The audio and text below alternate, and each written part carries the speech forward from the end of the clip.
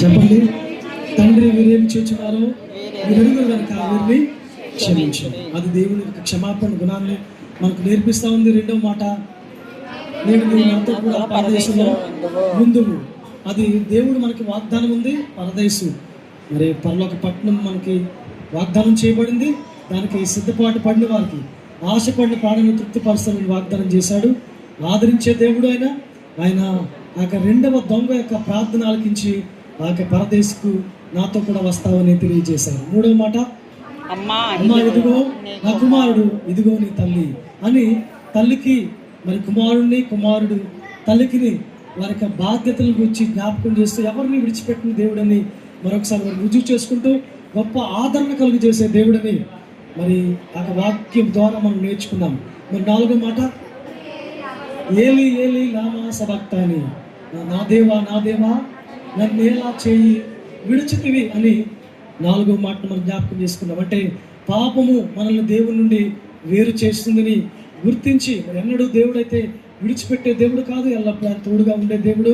మరి కాబట్టి మనం మన పాపములే ఆయనకి మనకి రక్షింపలేరకైనట్లు ఆయన హస్తము కొరచు కాలేదు, విననేరకైనట్లు ఆయన యొక్క చెవులు మందము కాలేదు. మన పాపములే ఆయనకు మనకు అడ్డుగా వస్తున్నాయని దేవుని లేఖనాలు సెలవిస్తున్నాయి. కాబట్టి మరి అడ్డుగా ఉన్న పాపపు గోడలన్నింటినీ పడగొట్టి ప్రభుత్వం సమాధాన పడాలని, దేవునితో కలిసి జీవించాలని ఆ మాటతో దేవుని వేదనను గూర్చి మనము నేర్చుకున్నాం. మరి ఐదవ మాట,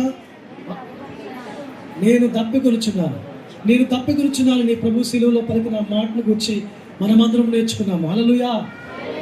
నేను తప్పికొనుచున్నాను. ఆయనే జీవజలాలు ఇచ్చే దేవుడు.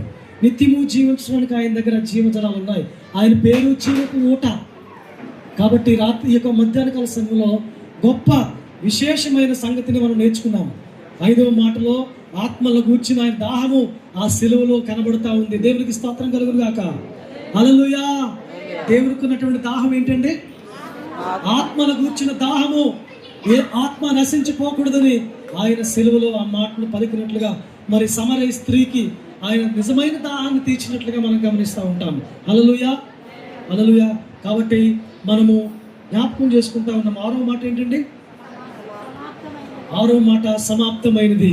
ఏమిటి సమాప్తమైనది?